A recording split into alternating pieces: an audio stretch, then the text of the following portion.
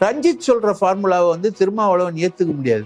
நீங்களாம் தனியா நிக்கணும், தலித் இயக்கங்களுக்குள்ள ஒரு ஒத்துமை வேணும், தலித் இயக்கங்கள் வந்து அந்த தனி தொகுதியில ஒரு கூட்டணி அமைச்சு போட்டியிடணும் அப்படின்றது ரஞ்சித்தோட ஃபார்முலா. இது வந்து அரசியல் முதிர்ச்சியில ஏபிசிடி கூட இல்லாத ஒரு ஃபார்முலா. திருமாவோட வாதம் என்னன்னா, இந்த விஷயத்தை வந்து ஏற்க முடியாது, தலித்துகள் வந்து தனியா நிக்க முடியாது, அப்போ பெரும்பான்மையிலேருந்து நம்ம தனிமைப்பட்டுருவோம். தலித் விடுதலைன்றது இன்டேன் வந்து சாதி அமைப்போட ஒழிப்பு. திருமாவை நீ மறுக்க முடியாது. எங்கும் நீக்கமர நிறைந்திருக்கும் பரம்பொருள் மாதிரி திருமா.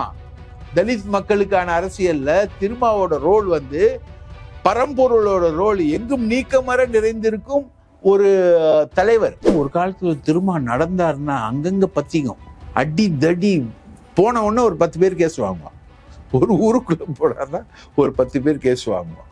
அவ்வளோ எழுச்சி பறக்கும், தீப்பொறி திருமுகம் மாதிரி திருமா. ஆனா அது ஒரு காலகட்டத்தில் இதெல்லாத்தையும் அவதானிச்சுட்டு அரசியலுக்குள்ள கொண்டு வர்றார். தன்னை தலித்துன்னு ஐடென்டிஃபை பண்றதோ, அவனுடைய உரிமைகளுக்காக ஒன்று சேர்ந்து நிற்கிறதோ, போராடுறதோ இந்த சாதிய அமைப்பை அடித்து நொறுக்கக்கூடிய ஒரு விஷயம். அதுல மாற்று கருத்து இல்லை. திராவிட இயக்கம் வந்து தலித்துன்னு உன்னை ஐடென்டிஃபை பண்ணிக்க வேணான்னு சொன்னதே கிடையாது. தாழ்த்தப்பட்டவர்கள 3 விதமான சாதி இருக்கு. அருந்ததியர், தேவேந்திர குல வேளாளர்கள், பறையர்கள்.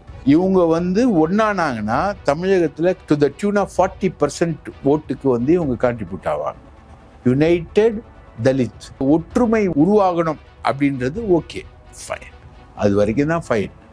அந்த ஒரு லைன் தான் ஃபைன். மற்றபடி அவர் பேசின பேச்சு முழுக்க அபத்தம். அரண்சை நண்பர்களுக்கு வணக்கம். அரண்சை ஊடகம் சுயேட்சையாக இயங்குவதற்காகவே உருவாக்கப்பட்டது. நாம் செய்கிற வேலை உண்மையிலேயே மக்களுக்காக செய்கிறோம் என்பதை நீங்கள் நம்பினால், வாய்ப்பு இருந்தால் இந்த ரேசர் பே QR கோடுக்குள்ளே நீங்கள் வந்து அதை ஸ்கேன் பண்ணி எங்களுக்கு உங்களால் இயன்றதை விருப்பம் இருந்தால் ஆதரவு தெரிவிக்கலாம். வணக்கம், இது அரண்சை. நான் ஹசீப். இன்று நம்மோடு மூத்த பத்திரிகையாளர் தாமோதரன் பிரகாஷ் இணைந்திருக்கின்றார். அவரை வரவேற்போம். வணக்கம். வணக்கம் தோழர் ஹசீப் அவர்களே, வணக்கம். சில தினங்களுக்கு முன்னர் ரஞ்சித் அவரால் நடத்தப்படக்கூடிய நீலம் பண்பாட்டு மையம் சார்பாக மறைந்த ஆம்ஸ்ட்ராங், படுகொலை செய்யப்பட்ட ஆம்ஸ்ட்ராங் அவர்களுக்கு நினைவேந்தல் நடத்தக்கூடிய ஒரு பேரணி நடைபெற்றது. அந்த பேரணியில விடுதலை சிறுத்தைகள் கட்சியை சேர்ந்தவர்கள் கலந்து கொள்ளக்கூடாது அப்படின்னு அதனுடைய தலைவர் திருமாவளவன் ஒரு வீடியோ ஒன்று வெளியிட்டிருந்தார். அந்த வீடியோ அப்படின்றது இப்படிப்பட்ட ஒரு வீடியோ வெளியிட வேண்டிய தேவை என்ன அப்படின்ற மாதிரி இன்னைக்கு சர்ச்சையாக மாறி இருக்கு.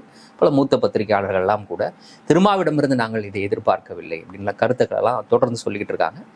ஆமாம், அந்த வீடியோவில் அவர் சொல்லியிருக்கக்கூடிய விஷயமும் ஒரு பெரிய குற்றச்சாட்டை வைக்கிறாரு. ஸோ அந்த குற்றச்சாட்டு ஒரு பெரிய குற்றச்சாட்டு வைக்கிறோம்னா அதற்கான ஆதாரம் அப்படின்றது தேவைப்படும். ஸோ ஏன் திருமா அப்படிப்பட்ட ஒரு கருத்தை தெரிவிக்க வேண்டிய தேவை அவருக்கு எங்கிருந்து உருவாகுது? ரஞ்சித் வந்து இது வரைக்கும் எனக்கு தெரிஞ்சு என்னோட நினைவுக்கு வந்த வகையில் என்றைக்குமே தலித் இயக்கங்களோட சேர்ந்து அவர் எல்லா தலித் இயக்கங்களோடையும் சேர்ந்து அவர் பண்ணதே இல்லை. அவருக்குன்னு ஒரு தனி பாதையை உருவாக்கி நீலம் பண்பாட்டு மையம்னு ஒரு அமைப்பை உருவாக்கி அதுக்குள்ளேருந்து வர்றார். அவர் வந்து எப்பவுமே வந்து மெயின் ஸ்ட்ரீம் தலித் மூமெண்ட்டுக்குள்ள அவர் வந்ததே கிடையாது. அதே மாதிரி ஆம்ஸ்ட்ராங்கும் சரி, மெயின் ஸ்ட்ரீம் தலித் மூமெண்ட்டுக்குள்ள ஒரு தலித் கோரிக்கைகளுக்காக வந்ததே கிடையாது. வேங்கை வயலுக்காக ஆம்ஸ்ட்ராங் பேசினாரா? திருமாவளவன் வந்து வேங்கை வயல் பிரச்சனைக்காக பேசினாரு. இருக்கக்கூடிய தலித் பிரச்சனைகள் எல்லாத்துக்கும் பேசுறாரு.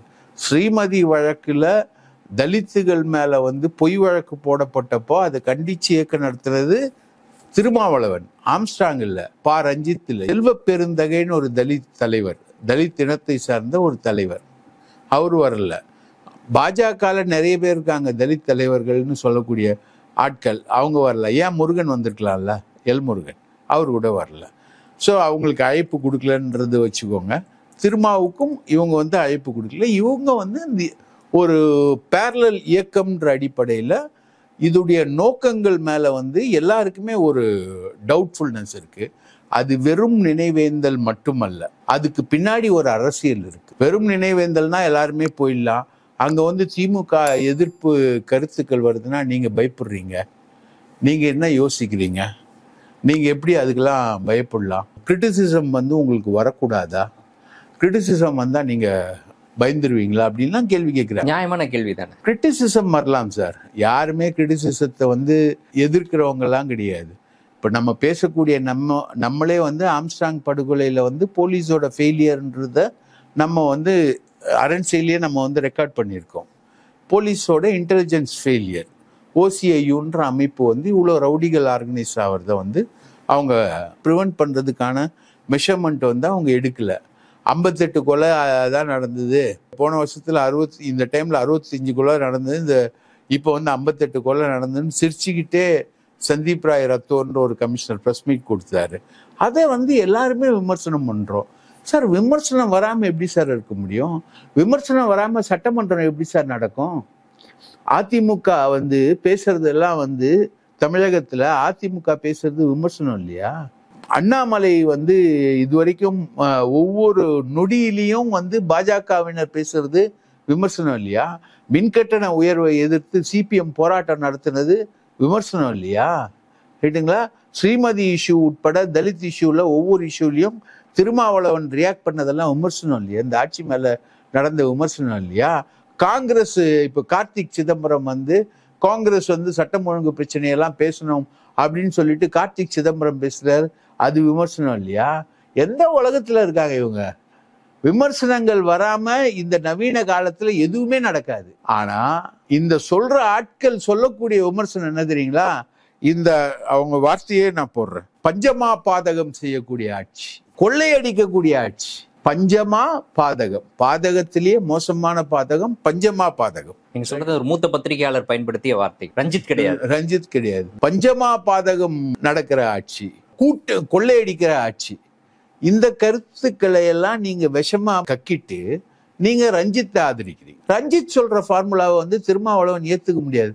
நீங்கெல்லாம் தனியா நிக்கணும், தலித் இயக்கங்களுக்குள்ள ஒரு ஒத்துமை வேணும், தலித் இயக்கங்கள் வந்து அந்த தனி தொகுதியில ஒரு கூட்டணி அமைச்சு போட்டியிடணும் அப்படின்றது ரஞ்சித்தோட ஃபார்முலா. இது வந்து அரசியல் முதிர்ச்சியில ஏபிசிடி கூட இல்லாத ஒரு ஃபார்முலா. ரைட்டுங்களா? இந்தியா முழுக்க தலித் அமைப்புகள் இருக்கு. ரைட்டா? எங்கேயுமே இந்த ஃபார்முலாக்குள்ள அவங்க வரவே இல்லை. இன்ஃபேக்ட் வந்து இவரோட கட்சி பிஎஸ்பியே வந்து யூபியில வந்து பிராமணர்கள் கட்சியோட கூட்டணி அமைச்செல்லாம் போட்டி போட்டாங்க. பிராமணர்கள் தலித்துகள் கூட்டணிலாம் போட்டு அமைச்சாங்க. முதல் முறையாக யூபியில மாயாவதி ஆம்ஸ்டாங்கோட கட்சி அமைச்சாங்க. அப்போ வந்து எங்கேயுமே நிக்க முடியாது. இப்போ திருமாவோட வாதம் என்னன்னா, இந்த விஷயத்த வந்து ஏற்க முடியாது, தலித்துகள் வந்து தனியா நிக்க முடியாது, அப்போ பெரும்பான்மையிலேருந்து நம்ம தனிமைப்பட்டுருவோம். இப்போ விக்கிரவாண்டியில 35% தான் தலித். தலித் ஒற்றுமையோட ஒரு வேட்பாளர் நீங்க போட்டீங்கன்னா 35% வாக்குகள் தான் வாங்குவாரு. ரைட்டா? மீதி 65% மற்ற சாதிகள், மற்ற சாதியை சார்ந்தவர்கள். அவங்க எல்லாமே டோட்டலா உங்களை புறக்கணிச்சா நீங்க தனிமைப்பட்டு போயிடுவீங்களா? எல்லா இடத்துலையும் தோப்பீங்களா? இது எல்லா சாதிக்கும் கூட பொருந்தும் தான். இது வந்து எல்லா சாதிக்குமே வந்து பொருந்தும். சாதின்றது கலைஞரோட பேச்சு தான். சாதின்றது ஒரு அடையாளம்.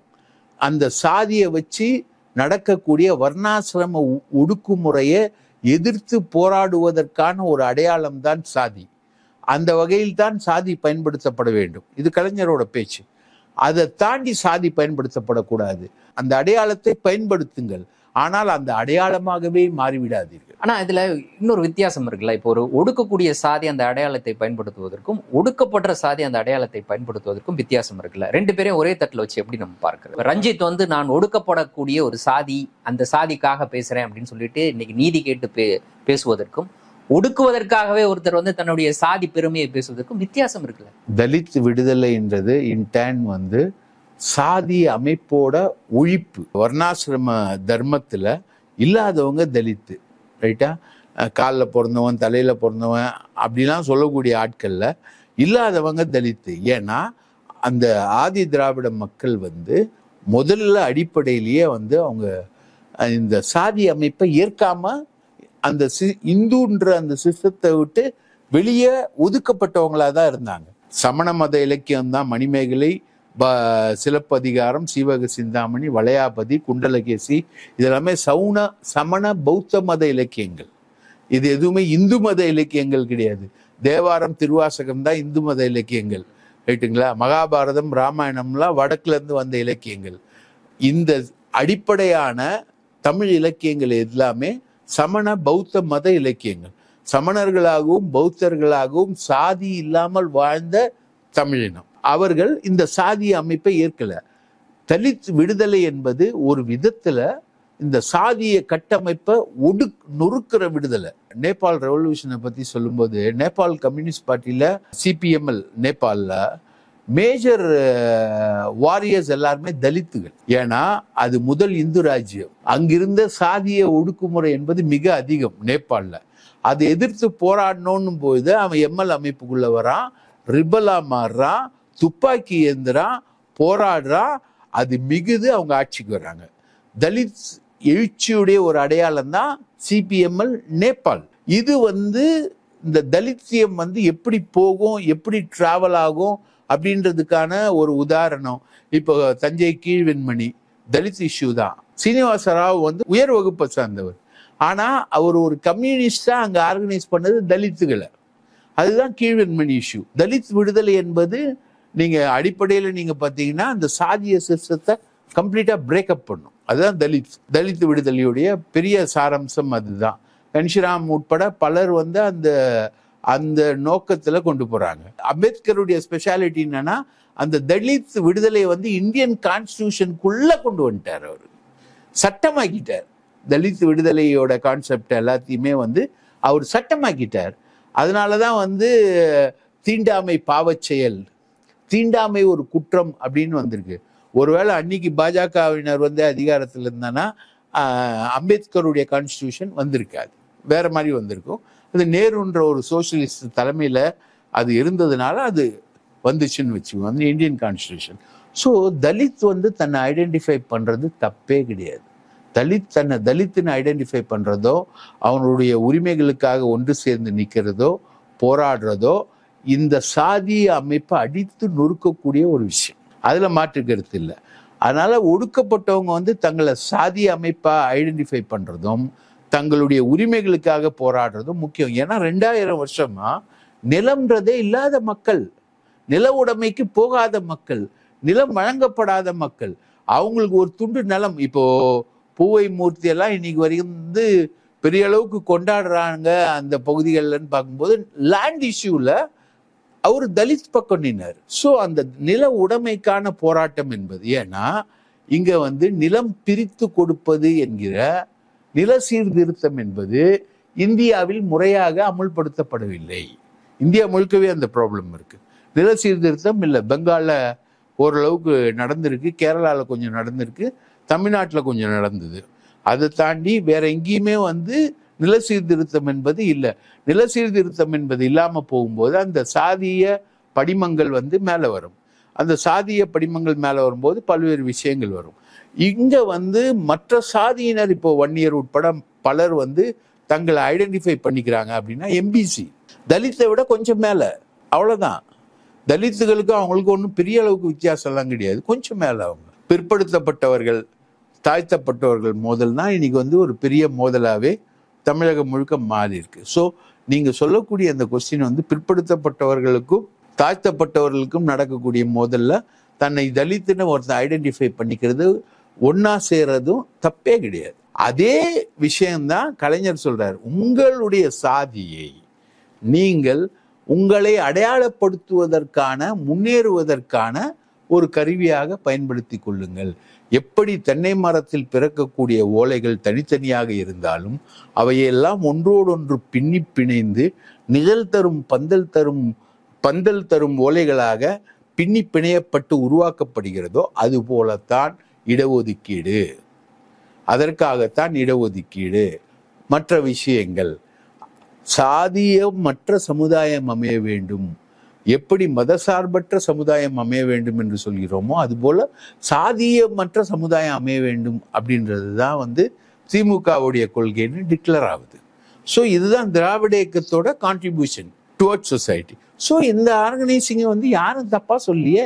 திராவிட இயக்கம் தலித்துன்னு உன்னை ஐடென்டிஃபை பண்ணிக்க வேணான்னு சொன்னதே கிடையாது. நீதி கட்சி தொடங்கி இந்த அநீதி இழைக்கப்பட்டு வருது பட்டியல் சமூகத்தை சேர்ந்தவர்களுக்கு அப்படின்னு ஸ்ட்ராங்கா சொல்றாரு ரஞ்சித். அதோடு சேர்ந்து அவர் எழுப்பக்கூடிய கேள்வி, இப்ப ரஞ்சித்துக்கு ஆதரவாக பேசக்கூடிய மூத்த பத்திரிகையாளர்கள்லாம் எழுப்பக்கூடிய கேள்வி என்னன்னா, இங்கு தமிழ்நாட்டில் நடைபெறக்கூடிய இங்கு பட்டியல் சமூகத்தினருக்கு எதிராக நடந்திருக்கக்கூடிய, வேங்கவையில் நடந்திருக்கக்கூடிய, மேல்பாதியில் நடந்திருக்கக்கூடிய இந்த பிரச்சனைகள் எல்லாம் என்ன தீர்வை நீங்க கண்டீங்க? அப்படி இருக்கும்போது உங்களை ஏன் விமர்சிக்க கூடாது? குறிப்பாக பட்டியல் சமூகத்தினர் ஏன் உங்களை விமர்சிக்க கூடாது? ஆம்ஸ்ட்ராங் படுகொலை பத்தி பேசும்போது ராமஜெயம் படுகொலையும் இருக்கு. அது ஒரு பொலிட்டிக்கல் மர்டர். இன்னைக்கு வரைக்கும் அது சால்வ் ஆகலை. கொடநாடு கொலை கொள்ளை வழக்கு, இன்னைக்கு வரைக்கும் சால்வ் பண்ணவே படலை. அது வந்து எடப்பாடி ஆட்சியில் ஜெயலலிதா வீட்டில் நடந்த கொலை கொள்ளை வழக்கு. அதை வந்து நாங்கள் சால்வ் பண்ணுவோம்னு சொல்லிட்டு தான் ஆட்சிக்கு வந்தாங்க. அது சால்வ் பண்ணல. ஜெயலலிதாவுடைய மரணத்தில் இருக்கக்கூடிய மர்ம விஷயங்கள், அதில் சசிகலாவுடைய ரோலு, எப்படி இறந்தாங்க ஜெயலலிதா, ஏன் இறந்தாங்க ஜெயலலிதா அப்படின்றதுக்கான மர்மங்கள் வந்து இன்னைக்கு வரைக்கும். நல்லா இருந்தாங்க ஜெயலலிதா, டிஸ்சார்ஜ் ஆவாங்கன்னு பிரதாப் சி ரெட்டி சொல்லிட்டு போகும்போது ஜெயலலிதாவுடைய மரணம் என்பது ஏற்படுது. ஜெயலலிதாவுடைய மரணத்தில் ஜெயலலிதாவுடைய கால் அகற்றப்பட்டது அப்படின்றது புகைப்படங்கள் மூலமாக தெரிஞ்சுது. அதுக்கான அந்த கால்கள் மூலமாக ரகசிய கதவுகள் திறக்கப்பட்டன, அங்கிருந்து பொக்கிஷங்கள் கொண்டு செல்லப்பட்டன அப்படின்றதெல்லாம் செய்திகள். அதுக்கான விஷயங்கள் வரல. திமுக ஆட்சி அமைஞ்ச உடனே சால்வ் பண்ணாத இஷ்யூஸ் நிறைய இருக்கு.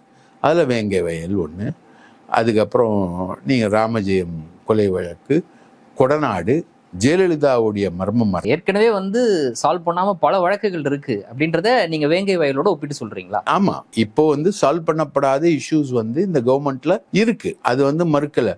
இன்னொன்னு சொல்லலாம், ஆருத்ரா, அண்ணாமலையும் அமர் பிரசாத் ரெட்டியும் பிஜேபியினரும் மிகவும் கொள்ளையடிச்சு மோசமாக கிட்டத்தட்ட கணக்கீடுகளில் பார்த்தால் 10,000 கோடி ரூபாய் மக்கள் பணம் கொள்ளையடிக்கப்பட்ட வழக்குகள், அதுல இருக்கக்கூடிய விஷயங்கள் இருக்கு. இன்னொன்னு கேளுங்க, அதிமுகவினர் மீது தொடுக்கப்பட்ட ஊழல் வழக்குகள், வேலுமணி மேல, விஜயபாஸ்கர் மேல, தங்கமணி மேல, வீரமணி மேல, இப்ப ஜெயிலுக்கு போயிருக்காரு எம்ஆர் விஜயபாஸ்கர், அதோட கண்டினியூஸா உள்ள போயிருக்காரு. அவர் மேல எல்லார் மேலேயும் சொத்து குவிப்பு வழக்குகள் தொடரப்பட்டன. அது ஒரு ஸ்டேஜுக்கு குயிக்கா ரீச் ஆகல, அது அப்படியே நிக்குது.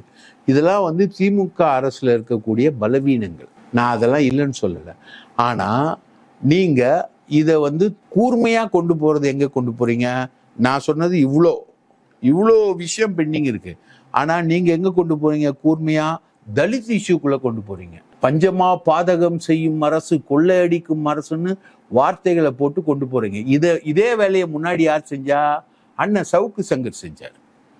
சவுக்கு சங்கர் அவரோட ட்விட்டுகள்லையும் எல்லா இடத்துலையும் திருமா தோவரார் கட்சியை விட்டு அதிமுகவுக்கு போறாரு, தோவரார் திருமா கட்சியை விட்டு உடைச்சுக்கின்னு அதிமுகவுக்கு போறாரு, காங்கிரஸ் தோ வருது அதிமுக கூட்டணிக்கு போகுதுன்னு லைவா போட்டீங்க.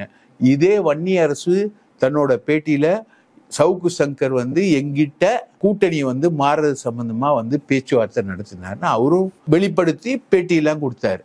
அந்த சவுக்கு சங்கருடைய சகோதரர் தான் இந்த மணி பேசுறாரு, ஊடகவியலாளர், மூத்த பத்திரிகையாளர்னு காயின் பண்ணி சொல்றீங்களே அவரு, சுமன் சி ராமன், இவங்கெல்லாம் வந்து ஒரு அஜெண்டா. இவங்களோட அஜெண்டா என்னன்னா, மக்கள் நல கூட்டணியை முன்னாடி உருவாக்குனாங்க இல்லையா, திருமாவளவன் எல்லாரையும் சேர்த்து வச்சு விஜயகாந்த் வரைக்கும் சேர்த்து உருவாக்கி, அதனால தானே அதிமுக ஆட்சி திரும்பி வந்துச்சு.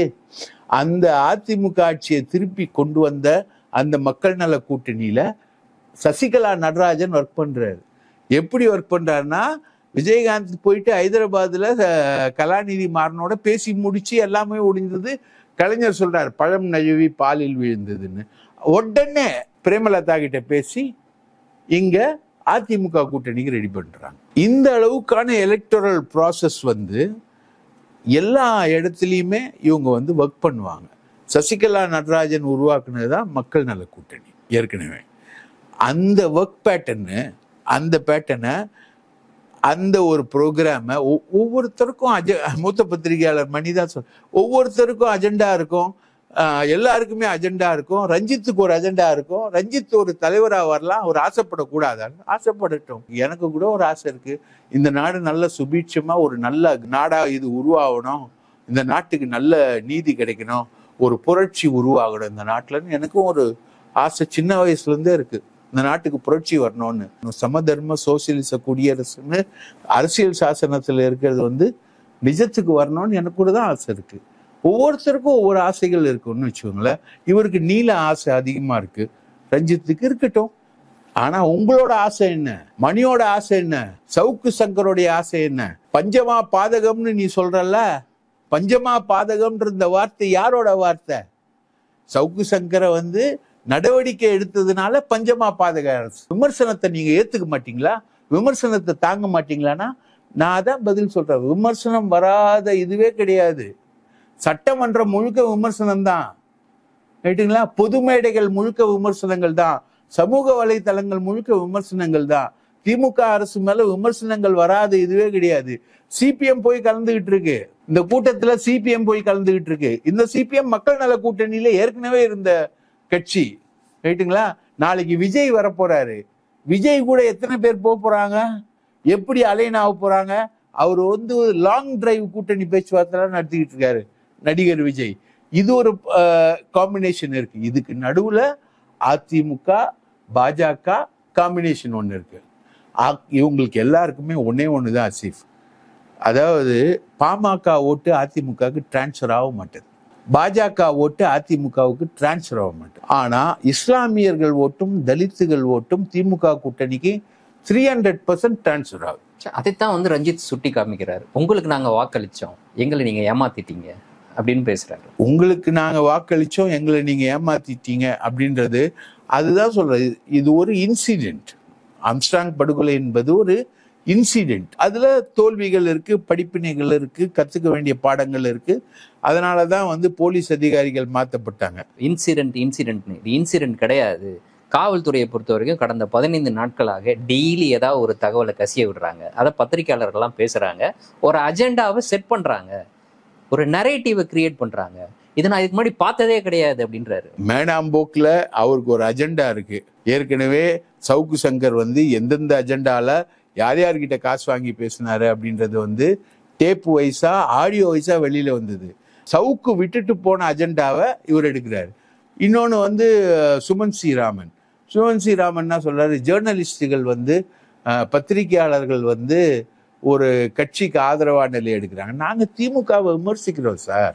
ஸ்ரீமதி இஷ்யூல நக்கீரன் வந்து திமுகவுக்கு எதிராக நின்ன பத்திரிக்கை முழுக்கவே எக்ஸ்போஸ் பண்ணோம் நாங்கள் திமுகவை. அந்த பொண்ணுக்கு தற்கொலைன்னு சொன்னது திமுக, நாங்கள் அது தற்கொலை பண்ணல, அது கொல்லப்பட்டதுன்னு சொன்னது. ஸோ ஒவ்வொரு பத்திரிகையாளர்களுக்கும் ஒரு நிலை எடுக்க அதிகாரம் இருக்கு. இப்போ உங்களுக்கு வந்து விமர்சனங்களை வந்து நீங்க தாங்க மாட்டீங்களா? விமர்சனங்கள் உங்களுக்கு பிடிக்காது. திருமாவளவன் எடுத்தது பொலிட்டிக்கல் ஸ்டாண்டு சார். எனக்கு சார் சப்போஸ் நான் எனக்கு இன்னும் இருக்கேன்னு வச்சுக்கோங்களேன், எனக்கு ஒரு சில இடங்களுக்கு போக பிடிக்காது. அது வந்து என்னை வழிமறிக்கும். அது வந்து ஒரு தவறான நடத்தைன்றதை நான் ஃபீல் பண்றேன். அதை வந்து நான் ஜட்ஜ் பண்ணும்போது அது காசுக்காக வந்த கூட்டம்ன்றது வந்து என்னோட ஜட்ஜ்மெண்ட், அது திருமாவளவனுடைய ஜட்ஜ்மெண்ட், அது அவருடைய ஜட்ஜ்மெண்ட். அது அவர் விளக்குவாரு, எதிர்காலம் வந்து பதில் சொல்லும். இப்போ இவர் வந்து எதுக்காக ரஞ்சித் வந்து இப்படி நிக்கிறாரு, போறாரு, வராரு அப்படின்றதுக்கு ஒரு விமர்சனங்கள் இருக்குன்னு வச்சுக்கோங்களேன்.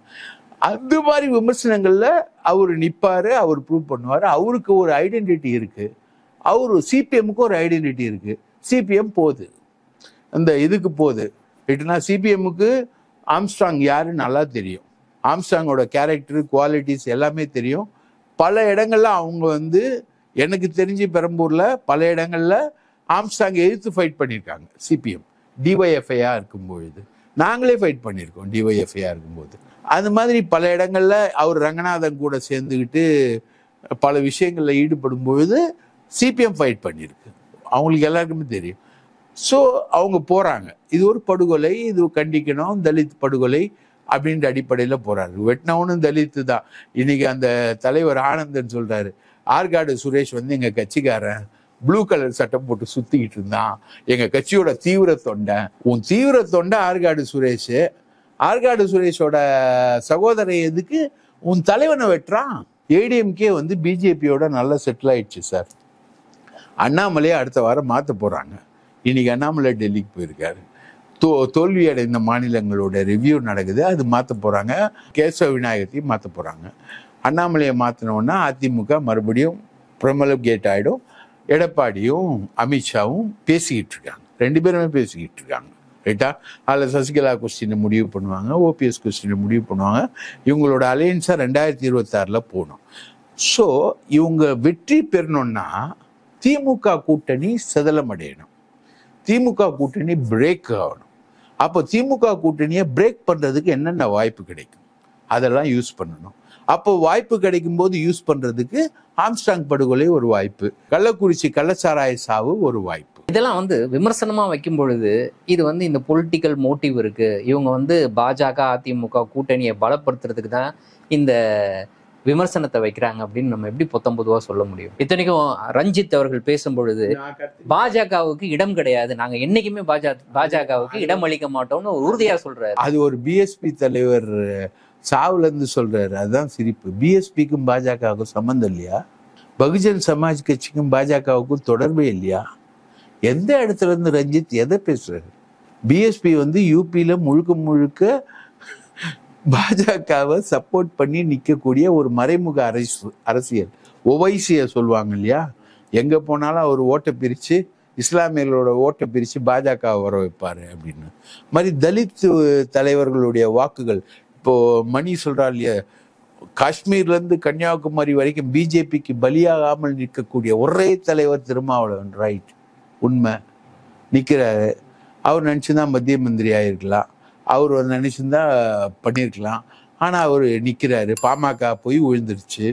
ரைட்டா, கூடவே விடுதலை சிறுத்தைகளும் விழணும். இந்த கேஸ்ட் வைஸ் இன்ஜினியரிங் யார் தெரியுமா அதிகமாக பண்ணுவான்? பிஜேபி. ஆர்எஸ்எஸ் தேவேந்திர குல வேளாளர்கள் மத்தியில் வேலை செய்யறது, முக்குலத்தோர் மத்தியில் வேலை செய்யறது, பிராமின்ஸ் மத்தியில் வேலை செய்யறது, வன்னியர்கள் மத்தியில் வேலை செய்யறது, தலித்துகள் மத்தியில் வேலை செய்யுது. தலித்துகள் மத்தியில் வேலை செஞ்ச மிக முக்கியமான ஆளு தடா பெரியசாமி. அவர் வந்து திருமாவளவனோட சேர்ந்து கட்சியை கட்டினவர் விடுதலை சிறுத்தைகளை. அவரை கூட்டின்னு தூக்கின்னு போயிட்டு சங்கராச்சாரியார் மூலமா சிலதெல்லாம் பண்ணி அதுக்கப்புறம் அந்த தடா பெரியசாமியை வெளியே ஓடி வந்துட்டார். எப்பா இவனுக்கு தொலை தாங்க முடியலடா அப்படின்னு சொல்லிட்டு. ஏன்னா தடா பெரியசாமிக்கு எதிராக வேட்பாளர் நிற்க வச்சது அண்ணன் கேசவ விநாயகம். அவருக்கு நெருக்கமான ஒரு பெண்ணை நிற்க வச்சாரு. அதுலேயே வெறுத்து போய் அவர் வெளியில் ஓடி வந்தார். தடா பெரியசாமியுடைய ஒர்க்கு, நாடார்கள் மத்தியில் ஒர்க் பண்ணுறதுக்கு பொன்னாரு, முக்குளத்தோர் மத்தியில் ஒர்க் பண்ணுறதுக்கு நயினார் நாகேந்திரன், கவுண்டர்கள் மத்தியில் ஒரு எக்ஸ்பெரிமெண்ட் பண்ணுறதுக்கு அண்ணாமலை, வானதி சீனிவாசன். இப்போது இந்த கவுண்டர் மோதலில் வந்து கிளாஷ் ஆனதில் எடப்பாடி தான் சிறந்த கவுண்டர்னு பாஜக முடிவுக்கு வந்து இப்போ எடப்பாடியை பேக்கப் பண்ணி போயிட்டாங்க. அண்ணாமலையை எஜ் அவுட் பண்ணிட்டாங்க, அவுட். அவர் அந்த மாதிரி ஒரு நிலவரம். ஸோ இந்த கேஸ்ட் வைஸ் போலரைசேஷனுக்குள்ளே வர்றது வந்து பிஜேபி. இந்த விஷயங்கள் எல்லாத்தையுமே பண்ணுறது பிஜேபி, அதோட ஒர்க்குன்னு வச்சுக்கோங்களேன். இப்போது எனக்கு தெரிஞ்ச அரசியல் என்னன்னா, எனக்கு கற்றுக் கொடுக்கப்பட்ட அரசியல், உன் வீட்டு மளிகை சாமான்ல கடுகு டப்பால அரசியல் இருக்கு. கடுகோட விலையை தீர்மானிக்கிறது யாரு? வெளியில இருக்கக்கூடிய ஒரு ஃபோர்ஸ். உப்போட விலையை தீர்மானிக்கக்கூடியது வெளியில இருக்கக்கூடிய ஒரு ஃபோர்ஸ், ஒரு மார்க்கெட். ஒரு மார்க்கெட் எக்கானமி தான் அதை தீர்மானிக்குது. அப்படின்னு இருக்கும் பொழுது இது போன்ற கருத்துக்கள் வீசப்படுவதற்கு நாங்கள் திருமாவை ஏற்கிறோம் அப்படின்னு ரஞ்சித் சொல்றானா, திருமாவை நீ மறுக்க முடியாது. எங்கும் நீக்கமர நிறைந்திருக்கும் பரம்பொருள் மாதிரி திருமா. தலித் மக்களுக்கான அரசியல்ல திருமாவோட ரோல் வந்து பரம்பொருளோட ரோல். எங்கும் நீக்கமர நிறைந்திருக்கும் ஒரு தலைவர் தலித் அரசியல்ல. ரைட்டா, செல்வ பெருந்தகை கிடையாது திருமா, பூவை மூர்த்தி கிடையாது திருமா. ரைட்டா, இன்னும் நிறைய கொக்கர குளம் சுல்தான்லாம் இருக்கானுங்க, அவங்கெல்லாம் கிடையாது திருமா. நீ திருமாவை நிராகரிச்சுனா நீ நிராகரிக்கப்படுவ. அதனால உன்னை விட ஸ்கோர் பண்ணிட்டு போயிட்டாங்களே, அதுல ஒரு நக்கல் பாருங்க. திருமாவை விட செகண்ட் ஜெனரேஷன் ஸ்கோர் பண்ணிட்டு போயிடுச்சு பத்தியா. உன்னை விட ஸ்கோர் பண்ணிட்டாங்க பத்தியா. உன்னை ஏத்துக்காம இருக்க முடியாது. ரைட்டா, நீ வந்து ஏத்தாலும் மறுத்தாலும் நீ மூச்சு காத்த ஆக்சிஜனை வந்து நீ எங்க இருந்தாலும் அது சுவாசிச்சுதான் தீரணும். அப்பதான் நீ உயிர் வாழ முடியும். அதுதான் திருமாவுடைய பிரசன்ஸ்.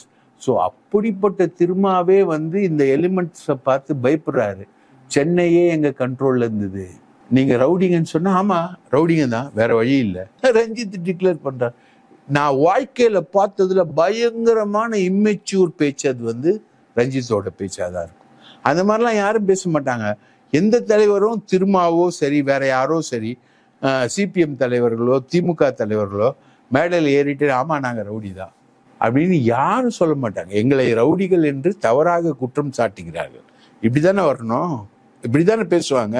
ஆமா அப்படி சொன்னா நாங்கெல்லாம் ரவுடிங்க தான், இப்படி யாரும் பேச மாட்டாங்க. இப்ப நீங்க ஒரு பெரிய விளக்கம் கொடுக்குறீங்க. இந்த விளக்கத்திற்கு ஆட்படாமல், இந்த விளக்கத்தை புரிந்து கொள்ளாமல், இல்லைன்னா அவருக்கே தெரியாம ரஞ்சித் வந்து பயன்படுத்தப்படுறாரா?